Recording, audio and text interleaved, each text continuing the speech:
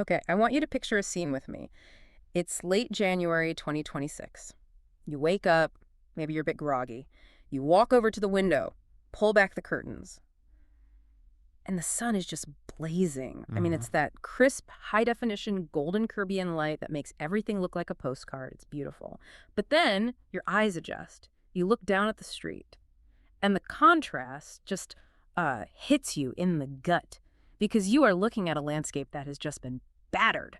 We're talking about the immediate aftermath of Hurricane Melissa. It's a jarring image, isn't it? That kind Yeah. of cognitive dissonance. Yeah. You have the weather behaving as if nothing happened. Perfect sunshine, birds singing, and it's shining down on roofs that are missing tiles, trees stripped bare, and, Mhm. well, communities where people are literally still sweeping floodwater out of their living rooms. Exactly. And that is the puzzle we're really wrestling with today. Logically, in that specific moment when people are checking if the cell towers even work, drawing out the furniture, you would expect the economy to just freeze. You'd expect a pause. A huge pause. You'd expect investors to panic, sell off, and run for the hills. Or at least wait a few months to see what happens. Right. But we've got a stack of reports here, specifically a deep dive analysis from Jamaica Homes titled When the Sun Still Rises, plus some fresh market data from this month, January 2026, and they suggest the exact opposite is happening. It is completely counterintuitive. I mean, you look at the report and it describes this scene. Hmm. The ground is wet, there's debris, but if you look up at the hillside, Mm-hmm. construction cranes are moving, Wow. cement mixers are turning, new foundations are being poured right next to the damage. It feels almost defiant. Or maybe a little delusional. I mean, is this denial? Is the market just saying, nice try, Mother Nature, but we're busy? And that is the core question we have to answer. Is it denial, or is it a very specific sort of battle-hardened kind of economic resilience? That's our mission for this deep dive. We aren't just looking at property listings or interest rates. Though we do have that data. Yeah. Oh, we do, and it's fascinating. But we're looking at the psychology of a market that keeps pouring concrete when the sky just fell. We need to understand why money keeps flowing into a small island that's clearly on the front lines of climate change. So let's start with that mindset. The article leads with this phrase that, everyone knows, sun is shining. Now, to me, or maybe to the average tourist, that's just a Bob Marley lyric, a weather report. Right. Great. Let's hit the beach. Exactly. But the source argues it means something totally different in this context. It does. In this post-hurricane context, sun is shining is presented as a philosophy, almost a survival mechanism. Yeah. It's not passive. It's not about sitting back and smiling while the roof leaks. Okay. The article makes this really sharp distinction. Hope in Jamaica isn't loud or naive. It's practical. It shows up with a broom, a hammer, and a neighbor's phone number. I love that. Yeah. I love that distinction. It's not sitting around manifesting good vibes. It's the guy next door helping you nail a tarp down because he knows you'd do the same for him. It's actionable hope. Precisely. It's muscular hope. And this bleeds directly into how they view real estate and development. Mm. There's a quote here from Dean Jones, the founder of Jamaica Homes, that really anchored this whole thing for me. He says, real estate is never just about land or buildings. It's about faith in tomorrow, made visible in concrete, timber, and trust. Faith in tomorrow made visible in concrete. Wow, that's heavy.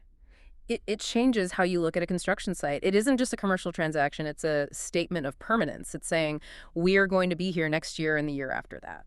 And that psychological statement is what drives the market data. If you truly believe the sun will rise, that normalcy will return, you don't sell in a panic. You rebuild. The source describes looking out at the bay and seeing what they call the quiet, steady language of rebuilding. The sound of the island speaking back to the storm.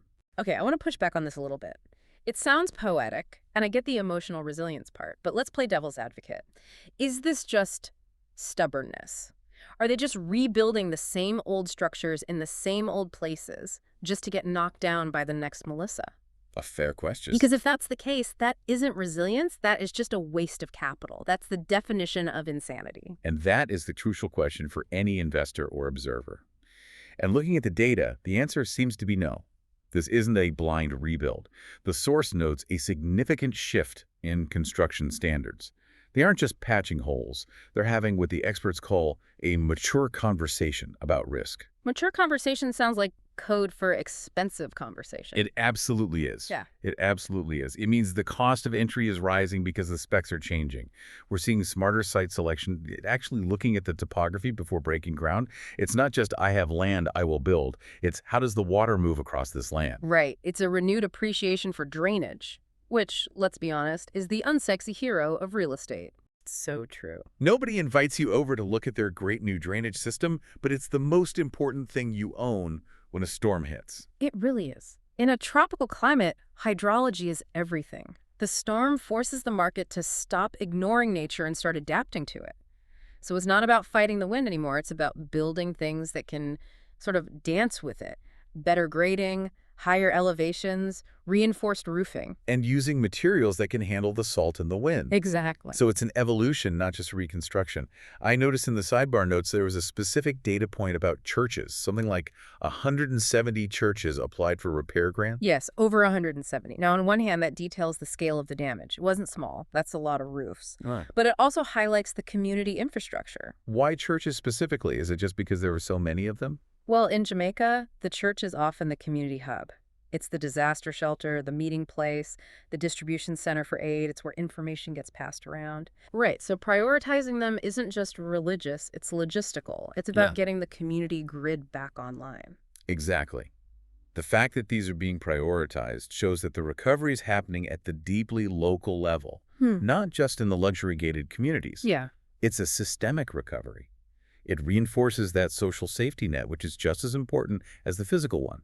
Okay, so we have locals rebuilding smarter, or at least trying to, and we have the community rallying. But let's talk about the outsiders, because if I'm sitting in London or Toronto or New York and I see headlines about hurricanes, and let's be honest, the other headlines Jamaica always gets about crime, why am I buying a villa there? Right. Why send your money into that environment? Yeah. Well, that brings us to the narrative gap. This is a fascinating part of the source material. Jamaica has been narrated to the world through what the text calls sharp headlines and crime statistics frozen in time. You get these travel advisories that are often very broad, painting the whole island with one brush. Right, the standard don't go beyond the resort walls warning, stay on the bus, don't make eye contact. Precisely. But here is where the data contradicts the narrative. Despite those warnings and despite the hurricane, the flow of people isn't stopping. The source lists a diversity of visitors that might surprise you. It isn't just the traditional North American tourists looking for a buffet. Okay. We're talking about investors and visitors from China, Japan, India, Bangladesh. That's a really interesting mix. It feels more global, less dependent on just one market. It is. And the source includes this one specific image of Germans hiking out of deep country bush with smiles and backpacks. That one stuck with me because it feels so contrary to the stay in the resort advice. It paints a vivid picture. It suggests a level of safety and exploration that contradicts the scary headlines. It implies the reality on the ground is different from the reality on the screen. And the source argues that Jamaica has a sticky quality. Dean Jones has another great line. You can warn people away from Jamaica, but you can't warn the feeling out of them once they've been here. It's that vibe factor, which sounds unscientific, but in real estate, emotion converts. People fall in love with a place. It does. But let's look at the hard numbers on safety, because we shouldn't just rely on vibes or anecdotes about hikers. The source mentions that in 2025, the year leading up to this storm, Jamaica actually performed better on crime metrics than expected. Really? So the stats are actually improving despite the perception? They are. Now, safety is a complex system. It takes a long time to change a reputation. A reputation for danger is sticky, too. But that tangible improvement on the ground fuels investor confidence. Sure. Institutional investors, the people building mixed-use developments, big commercial projects, they don't put millions of dollars into a place where they think assets will be seized or destroyed by social unrest. The fact that capital is flowing suggests they believe the safety trend is real. Okay, so people love the culture, safety is trending up, and they're rebuilding stronger. But we need to talk about the laws of economics, supply and demand. You've got a small island. It isn't getting any bigger. This is the economics of scarcity, and it's so important. When you drive through Jamaica, especially the rural parishes, it feels vast. You see rolling hills, green everywhere. It looks like there's infinite space to build. Right, it feels like you could put a house on any hill. You look out and think, plenty of room. But you can't. And that is the critical distinction. Developable land is finite. The source highlights a growing movement toward preservation protecting watersheds, coastlines, agricultural zones. Which is essential for the planet, obviously. You can't just pave the whole island or you won't have an island left. Correct. Mhm. But economically, it does something very specific. Yeah. It restricts supply. If you protect the watersheds and the coast, the remaining slice of buildable land becomes significantly more valuable. It's a squeeze. A big one. So by saving the environment, they are inadvertently, or perhaps effectively, driving up the price of the real estate that's left. Exactly. The source puts it bluntly. The best time to invest was yesterday, because tomorrow comes with fewer options and higher price tags. Land doesn't announce when it's about to become rare, it just quietly does. As regulations tighten to make the island more resilient to climate change, the safe land becomes premium. And that explains why house prices rarely come down, even after a disaster. You'd think a hurricane would lower prices, fire sale, everything must go. But if the land is scarce, the value holds. The value holds and often increases. But there's a flip side to this which we have to address. We can't just talk about the investors. The sidebar notes mention that the housing affordability gap actually widened in 2025. Right. If you're a local earning a local wage, this boom might sound like a door slamming shut. That is the tension. Rising construction costs, driven by the need for those more resilient materials we talked about, plus global inflation, have made it harder for the average person to enter the market. It is the classic gentrification problem, but accelerated by climate adaptation costs. Exactly. And that brings us to a very specific group of buyers mentioned in the deep dive who sit right in the middle of this, the diaspora. The Jamaicans living abroad, New York, London, Toronto, who are looking back home. This is a huge group. I mean, there are almost as many Jamaicans abroad as there are on the island. It's a massive demographic, and their motivation is distinct. For a global investor, it might be about ROI, return on investment, numbers on a spreadsheet. But for the diaspora, the source says it's about belonging, legacy, and choice. It's heart over head, buying grandma's land back. Well, it used to be, maybe. But the text argues that this is changing. These buyers are becoming much more sophisticated. They aren't just buying out of nostalgia anymore. They're coming with what the text calls adult eyes. Adult eyes. I like that. It means they see the flaws. They aren't wearing rose-colored glasses. Exactly. They love the country, but they've lived in places with strict building codes. So they're asking about drainage. They're checking the developer's track record. They want to know about the HOA fees and the security infrastructure. So they're bringing their foreign expectations of quality and due diligence back to the local market. And they want the emotional connection, but they demand the structural integrity. They aren't just sending a check and hoping for the best. Right. They're holding developers accountable, which actually lifts the quality of the whole market. And they're supported by a stable financial environment right now. We have a data point here that mortgage interest rates have held steady into 2026. Which is surprising given the storm. Usually risk goes up, rates go up. It is. But even with the post-hurricane chaos, the banking sector isn't panicking. That stability gives these returning buyers the confidence to actually sign the papers. They know their rate isn't going to double overnight. It signals that the financial institutions believe in the recovery. It does. It's interesting how stability keeps coming up. Stable rates, stable crime improvements, stable rebuilding. It feels like the market is trying to be the anchor in the storm. That is a beautiful way to put it. The market is acting as a stabilizer. It provides a framework for recovery. And looking ahead, the forecast for the rest of 2026 reflects that. Yeah, let's look at the crystal ball. What is the prediction? Are we expecting a massive boom or a crash? Neither. The source predicts a year that is quietly prosperous. Quietly prosperous, no fireworks, just results. Exactly. Not loud, not reckless, defined by intentional builds and smarter investments. It's a year where the sunshine, both the literal weather and the symbolic optimism, does the heavy lifting.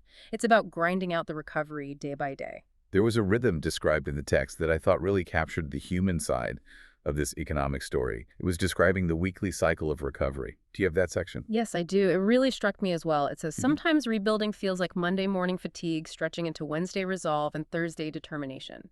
But by Friday, there's movement again. By Saturday, there is perspective. By Sunday, there is gratitude. That hits home. It acknowledges that it's not all toxic positivity. You're allowed to be tired on Monday. You're allowed to look at the mud in your living room and feel defeated. But the cycle moves you toward resolve. Monday's fatigue doesn't stop Friday's movement. And that cycle pause, rise, renewal, is what makes the market resilient. It's not that nothing bad ever happens. It's that the recovery mechanism is built into the culture. It's systemic. It's almost like the market breathes. It does. And I think that cultural rhythm is what investors, especially the diaspora, are betting on. They aren't betting that hurricanes will stop. They are betting that the recovery will always start. So let's bring this all together. We started with a hurricane and a puzzle. Why is Jamaica building? The answer seems to be a mix of necessary adaptation building smarter because they have to, and this deep-seated faith combined with the cold, hard economic reality that land is running out. And the stickiness of the place, the fact that once people experience it, they want a piece of it regardless of what the headlines say. Exactly. The demand is resilient because the appeal is unique. You can't replicate that golden light we talked about at the beginning. So for our listener who might be sitting there thinking about their own investments or just how the world works in the face of climate change, what is the big takeaway here? What's the broader lesson? I think it forces us to rethink what value means in a world that is becoming more volatile. Usually in real estate, we have this mantra, location, location, location. Right. But in 2026 and moving forward, maybe value is actually resilience, resilience, resilience. That's a powerful pivot. Think about it. If land prices and demand rise immediately following a major hurricane, it tells us that people aren't just buying a view. They are buying into a community that they trust will rebuild. They are buying into a system that works when things go wrong. Right. You're not just buying the house, you're buying the neighbors who show up with the broom. Yeah. You're buying the infrastructure that handles the drainage. You're buying the stability of the bank that keeps the rates steady. Exactly. The ultimate luxury asset in a climate-volatile world might not be marble floors or an infinity pool. It might be community resilience. It might be knowing that when the storm passes, the person next door has a plan, the bank is stable, and the market has a steady heart. That is such a fascinating thought, that the truest form of wealth is the ability to bounce back. It changes the calculation entirely. It makes you look at a community and ask, how strong are the bonds here? Instead of just, how nice are the countertops? And that the sun, inevitably, will still rise. It always does. That is where we are going to leave it for this deep dive. A fascinating look at Jamaica, post-Hurricane Melissa, and the defiant act of pouring concrete while the ground is still wet. It's been a pleasure unpacking it. Thanks for listening. We'll catch you on the next deep dive.